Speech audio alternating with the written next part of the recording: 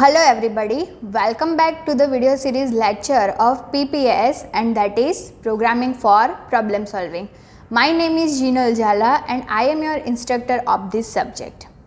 In previous video we had already started our 8th module, that is structure, and in that video we have already seen our first 3 topics.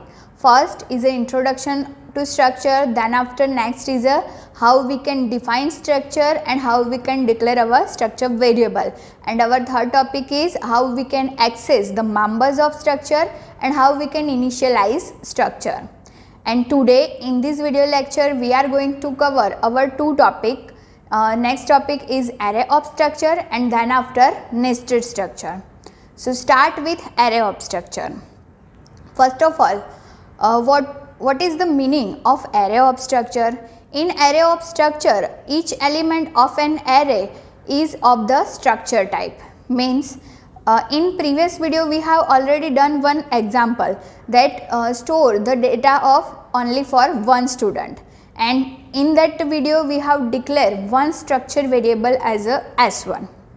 But in our classroom not only one student is present, right? It is possible that 50 students are available and you want to store the data of your 50 students, then you have to declare 50 different structure variable. Then your code become very complex. But just remember the concept of array. In array we can store multiple values. So here in a structure variable we can use array as our structure variable. Means when you want to store 50 student data, then we can store it in a single variable using array. So how we can declare? Just to see the syntax. First you have to write struct keyword, then after your structure name, and then after your array name. Means suppose for student I am taking S, and in bracket you have to define size, and this size means number of students. If you want to store 10 student data, then you have to mention the size in bracket 10. If you want to store 50 student data, then mention 50 as a size. And how we can write the program? So here I am writing 5 student data using array of structure. So first of all we have to define the structure, and same example I have taken here for student data. So first struct student, and here 3 members are available. Our first member is a roll number, then second is a student name, and third is a student address. Now write the main function, and we can declare our structure variable 2 ways, but here I am using second method. So first write the struct keyword, then after our structure name which is student, and here we have to use array of structure. So I am writing S5. Now what do you mean by S5? In this S variable we can store 5 student data. Means for 5 student we can store roll number, a name and address. So how we can enter the data? Here for 5 students we have to use scanf function for 5 times and print. For printing the same data you have to print 5 times. So your code become very complex. So here we can use the concept of loop. Means we have to write scanf function only once but using loop. Same way we can write the printf function in our loop, and the range of loop is for 5 times we have to execute. So here I am declaring one another variable, that is integer I. This variable is used for loop. Now I am writing for loop for I is equal to 0, I less than 5. Why 0? Because array index always starting from 0, that's why. So our first student data will be stored at S of 0 index. Then after our second student data store at 1 index. In this way whole data will store in our S variable. So I am writing one printf function that enter roll number, name and address of student %d and comma I plus 1. Now what do you mean by I plus 1? Initially our I value is 0. So 0 plus 1, that's mean 1. So first of all it will print enter roll number, name and address of student 1. So next function is our scanf function, and here I am using only one scanf function. You can use 3 scanf function different, but for code optimization I am writing in a single scanf function. So first member is a roll number. For roll number our control string is %d because it is in the form of integer. Then %s for name and second %s for address. Now how we can write the members? So here again we have to use dot operator because we want to access the members of structure which all are outside the main function, and our structure variable is s of 5. So here I am writing s of I dot roll number.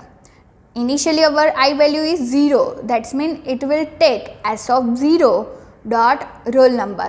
Same way s of 0 dot name and s of 0 dot address. When our I become plus plus means I will be increment, our I value become 1. So our next record will be stored at s of 1 dot roll number, s of 1 dot name and s of 1 dot address. So in this way our loop will be execute 5 times. So our last index is s of 4 because it is starting from s of 0, and last record stored at s of 4 index. Now I want to print the same data which I have entered for 5 students. So again I am writing one printf function, that roll number, name and address, and here again I am using /t.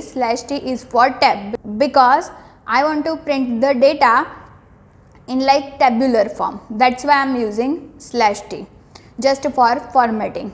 And again write one for loop because I want to print 5 student data which I have entered earlier. So again write the for loop, and in for loop printf function, that %d is for roll number, %s for name and %s for address, and our first member is s of I dot roll number, second is a s of I dot name, and third is s of I dot address. So what will be the output? Just see here. First of all, first printf will be execute that enter roll number, name and address of student 1. So I am enter roll number as a 10, student name as a Bhavya and address as a Ahmedabad. In this way we can store 5 student data here, but I am writing only for 1 student data here, and at last we will get the output like roll number, name and address, and roll number is 10, name is Bhavya and address is Ahmedabad. But when you will execute the same code, you can enter for 5 student and you can get in the printed form for 5 student data. Now if you want to enter for n student data, so just you have to change in your for loop that I is equal to 0 and I less than n, and one more variable you have to declare and scan here before the loop. And you can also increase the size of your array. Here I am writing s5, but if you want to store 50 student data, then just write s of 50.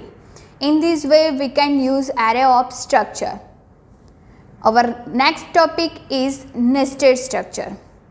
So already we are aware the word of nested, right? Nested means inside the statement. So here in nested structure we can write one structure inside the another structure. This is called as a nested structure. Already we have used nested if else concept, nested loop concept. So we already know that how we can write nested statement. So the advantage of nested structure is like one structure which we can use in many different structure that we have to define only once, and the same structure we can use multiple times in different structure. How? So suppose date of birth. For date of birth we have required 3 members, date, month and year, and suppose you want to store the data of whole college, then in college different members are available like students, then faculties, then admin staffs. So these all are have date of birth, date of joining. So when you write in all the different structure, your members will be increased. But if you define the structure of date in only once, then you can use it in 3 different structure very easy. So here I am writing one example.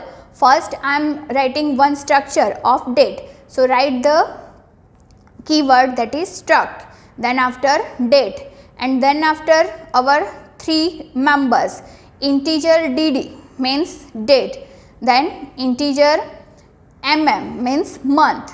You can also use string for month, and integer year, and semicolon. Now I am defining one another structure, that is student. So struct and student.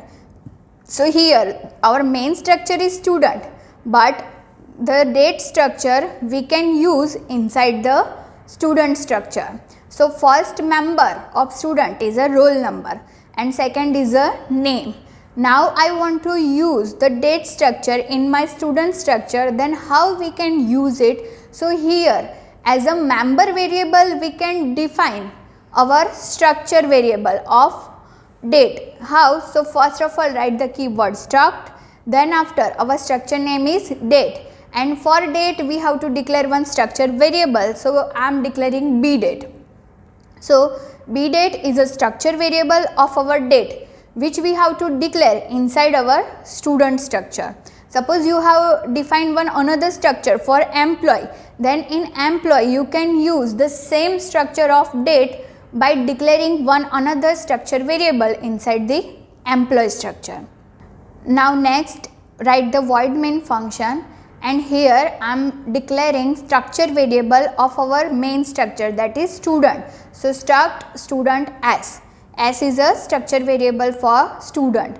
Now I want to enter the values of roll number, name, and birth date. So how we can enter? So first of all roll number and name are the member of our student structure. So we can directly access by s dot roll number and s dot name. So first I am writing one printf that enter roll number and name, and scanf function that first %d is for roll number, %s for name. So ampersand s dot roll number and comma s dot name. Now I want to enter birth date, but the date structure is different and the structure variable of date is bdate, but this structure variable declared inside our student structure. So first of all we can access it. First we have to use our student structure variable, that is s, then after dot operator, then after bdate. Bdate is a structure variable for our date structure, and then after our member 1, that is date. So here just to see that enter birth date. So 3%d I am writing here because date, month and year. For all I have used data type as a integer. So our first member we have to enter like ampersand s dot bdate, again dot dd, that is our member 1. Again for second month ampersand s dot bdate dot means month, and for year again ampersand s dot bdate dot that is year. So directly we can't write bdate dot bdate dot we have to use first s variable because we have declared inside this structure, that's why. And for printing same we can print first printf roll number is equal to %d, then name, and these two members we can directly access as dot roll number and as dot name because these two members are in student structure, that's why. And for birth date again you have to write s dot bdate dot dd, same way you can write for month and year. So what will be the output? Just to see here. First of all enter roll number, so I am entering 10. Then after name, so I am entering Bhavya, and enter birth date. So first I am enter 3, then after enter 7, and then after 2012. So 3 consider as a date, 7 consider as a month, and 2012 is our year. So our output is like roll number is equal to 10, name is equal to Bhavya, and birth date 3/7/2012. So in this way we can use nested structure concept. Hope guys you understand today's lecture very well. In next video we will see remaining topic, that is union and difference between structure and union. Till then, take care, bye bye, thank you so much.